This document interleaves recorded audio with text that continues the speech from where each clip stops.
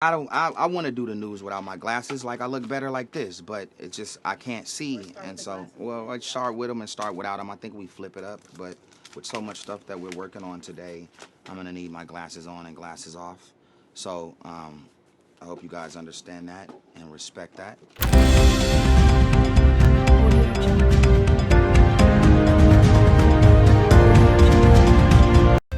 What's up, everybody? I'm Ray J, and this is the reality check. Now, a lot of people are wondering, what the hell am I doing on the news? What do I have to say?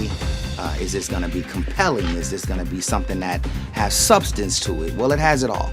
It's fully packed with everything from controversy to co-parenting to politics to professionalism to making mistakes and overcoming adversity. All of these things are packed into the reality check. I got a lot on the way. You guys stay tuned.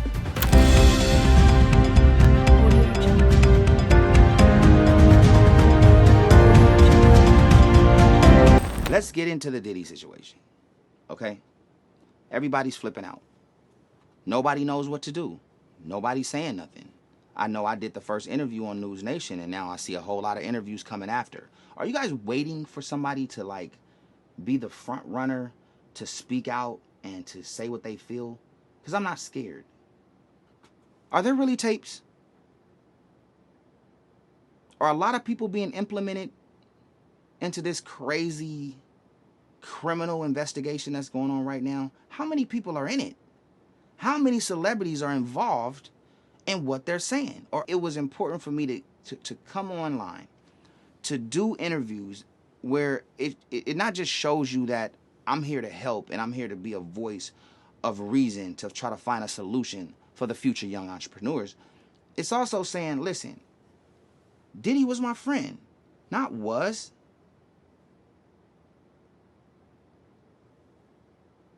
What do you do? What do you do when you've never been in the room?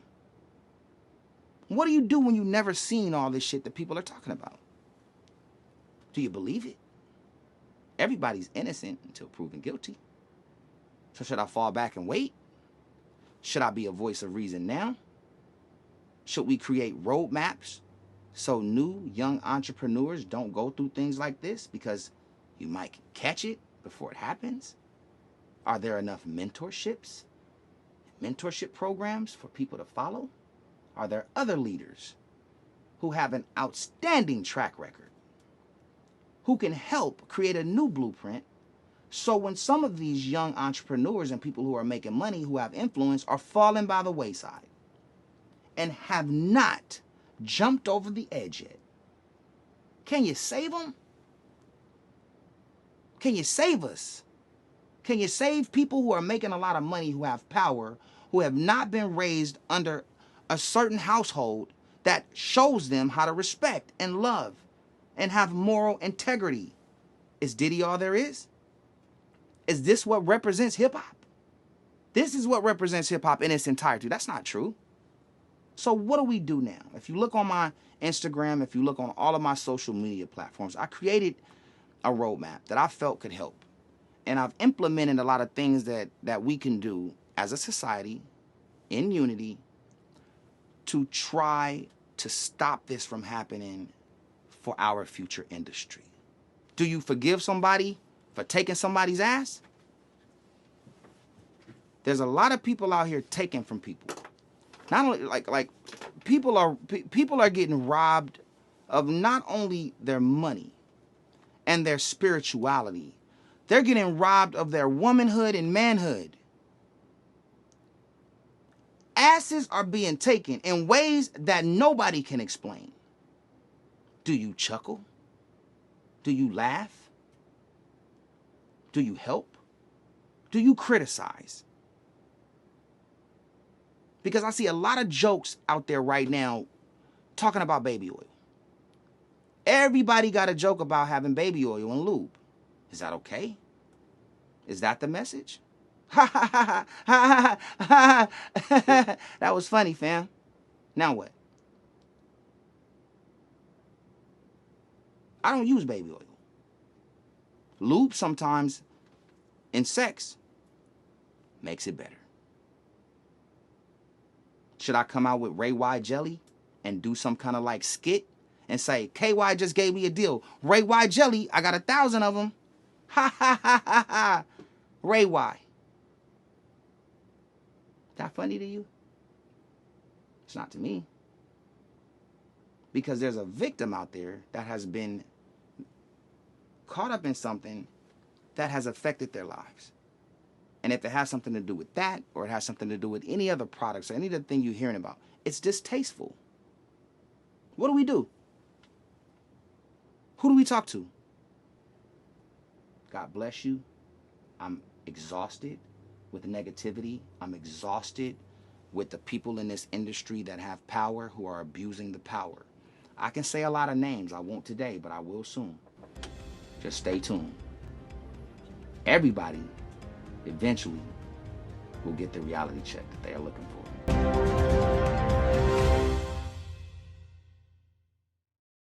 All right, so now let's get into this topic, co-parenting. Now, it's a situation many of us find ourselves in. In fact, did you know the U.S. leads the world in single-parent households? According to Pew Research, nearly a quarter of children under 18 in the U.S. live with one parent. For those navigating co-parenting, today we turn to a local expert for some practical advice. And guess who that local expert is? Myself, right? I'm going to do an interview answering these questions and really giving you how I feel about it. And then I think the next time we tap into these topics, we will definitely have some professionals, and we will have some other people who have experienced these situations come in and give us some advice. But dive right into it. Now, co-parenting is probably not the first choice scenario for many parents, at least not for me, right? So what do I say to that? What do you say to that, right? Well, I say, absolutely. Most people don't plan to be a co-parent. It's usually not something we set out to do. But it's important to accept that if it is a new reality, we have to adjust our mindsets, all right? And I love reminding people that co-parenting is just not for the separated parents. It applies to the married couples too. Co-parenting is simply about finding ways to parent together, regardless of the living situation. Now, in my situation, when I want to go see my kids, I'm at the hotel, right? So I got to sleep on the couch. But eventually, if, we continue to co-parent and, my ex-wife is in a situation with somebody else, then the couch is not available for me no more. So now what do? You have to find a way to balance out the time with the kids, how they feel about the new transition, and what the plan is in front of you. 7 in the morning, my kids got to go to school. Traffic from LA to the Valley, then back to LA is crazy. So I'm spending 3.5 hours going to pick up my son or my daughter, or both, taking them to school. It's a process. How do we find a medium where this can work for both of us? And also continuing to respect the other party. Let's keep talking about it. I'm going to cut to commercial, and I'm going to pay a few bills because this is a new show and we have new sponsors, and that's what keeps the lights on. But we'll be right back for more of the reality check.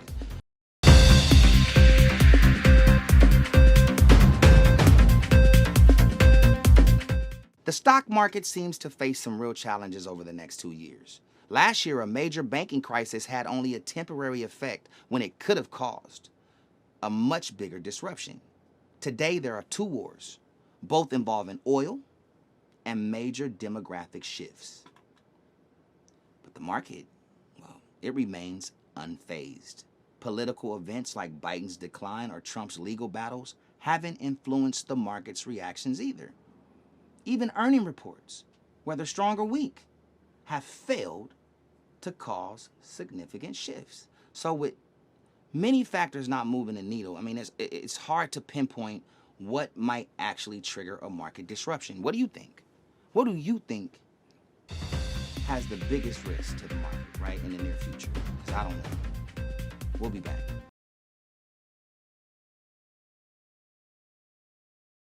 With the upcoming presidential election featuring Kamala Harris and Donald Trump, there's a lot of uncertainty. All right, we know the importance of voting, especially as African Americans, but many of us feel confused about who to support and what actions to take beyond voting for the president. What steps can we take to educate ourselves on the candidates and the issues, especially at the local level, right? You get a ballot,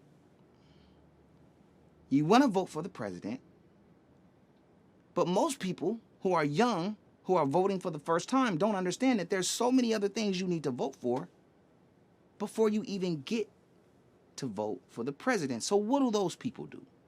Who are all of these people on this damn ballot that nobody told me about? Did your mom help you? Did she fill out the answers for you? Did your auntie? Did the person who understands politics tell you who to vote for? If that's the case, then why the fuck did you even vote? How do we know everything that's going on a local level if nobody has educated us on what that is? You can tell us to educate yourself. You can tell me to click this link and go here. That's not fun. I have shit to do. I have kids to feed. So what do you do when you don't know who to vote for on a local level and all you know is you're going in and voting for the president? Does anybody have that fucking answer for me? Because it happened to me a couple times. And now I'm considering not voting. Because if I'm not educated myself on everything from the local level to the presidential level, why should I vote?